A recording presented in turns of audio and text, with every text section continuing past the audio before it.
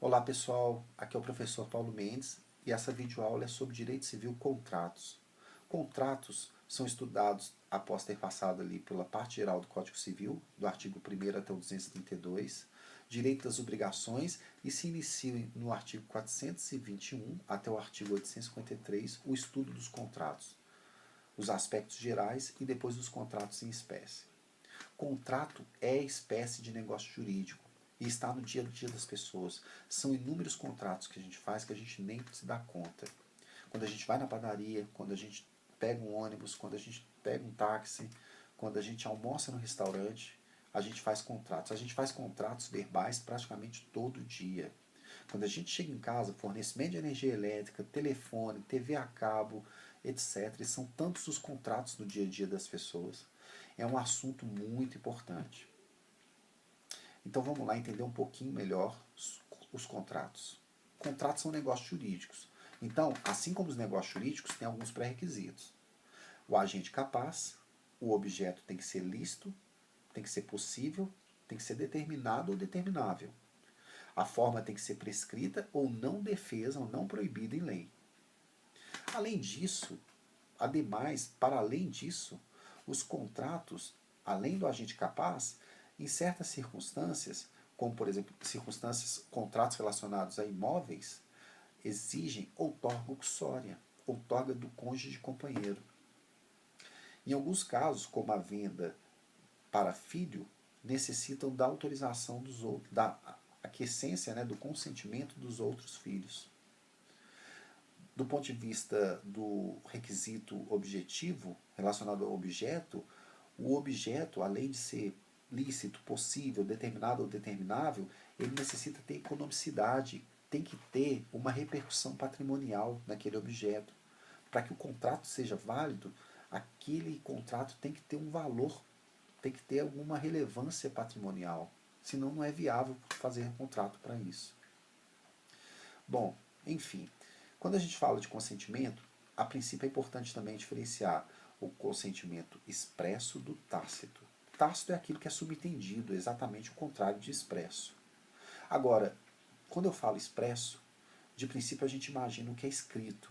Mas lembra, acabei de dizer que a maioria dos contratos não são escritos. A maioria dos contratos, que são firmados no dia a dia, eles são verbais.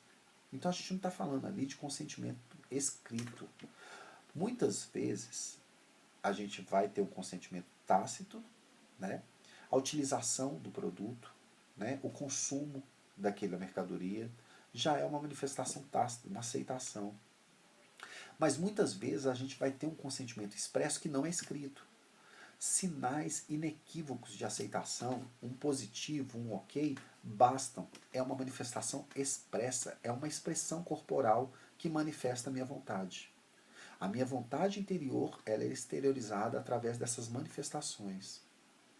O silêncio pode implicar também uma manifestação de vontade tácita. O artigo 49 do Código de Defesa do Consumidor, ele traz o direito de arrependimento. Quando a compra é realizada por telefone ou por internet, hoje mais comumente pela internet, dá-se o direito de arrependimento em 7 dias da entrega. A não efetivação desse direito, ou seja, a não devolução ou a não comunicação desse interesse em devolver nesse prazo, implica uma aceitação tácita. A utilização de um produto que veio errado, você comprou um produto de determinada cor, você recebeu um produto de outra cor e resolveu utilizar, isso já implica a sua aceitação. Você não precisa manifestar isso expressamente. Basta. Ou seja, quando as circunstâncias do caso concreto ou os costumes autorizarem ou demonstrarem que aquilo ali foi uma manifestação tácita. Então, expresso não é sinônimo de escrito, mas é fácil, é compreensível essa confusão. Alguns princípios dos contratos, alguns princípios muito importantes dos contratos. Primeiro deles, autonomia da vontade. A autonomia da vontade não é plena, até mesmo porque os pré-requisitos quanto ao agente, ao objeto e à forma já trazem uma limitação. Além disso, algumas vezes a autonomia da vontade fica em dúvida, por exemplo, como os contratos de adesão. Existe autonomia da vontade num contrato de adesão? Grande parte da doutrina entende que sim. Você manifesta a sua vontade, mesmo que seja a sua vontade em aderir ou não aderir, seja limitada a isso, porque não é um contrato paritário que você participa ali desde as negociações preliminares, mas existe a possibilidade de você manifestar a sua vontade. E no seguro obrigatório? Uma questão mais polêmica que realmente, se é um seguro obrigatório que é imposto, a autonomia da vontade privada fica prejudicada. A autonomia da vontade privada, a autonomia da vontade, né, também fica limitada quando ela esbarra ali na função social do contrato. O contrato ele está inserido na sociedade, ele tem que cumprir um papel na sociedade. O contrato, então, ele vai respeitar o interesse da coletividade em detrimento dos interesses particulares. Então, mesmo que o objeto não seja ilícito, em certas circunstâncias, o contrato pode ser considerado ilícito quando ele afrontar, por exemplo, a função social da propriedade. Outro princípio muito marcante sobre contratos, talvez o mais marcante, o mais conhecido popularmente, é o pacta sunt servanda. O pacta sunt servanda significa o pacto deve ser cumprido. Esse é um termo muito utilizado também no direito internacional quando a gente estuda tratados internacionais. O tratado deve ser cumprido, o tratado deve ser respeitado. Isso significa que o contrato é lei entre as partes. E essa é a frase muito usual, muito comum na sociedade. O contrato é lei entre as partes. E de fato é. E de fato é. É claro que existem inúmeras situações que podem derrubar essa lei entre as partes, né, como os vícios sociais, os vícios de consentimento e etc.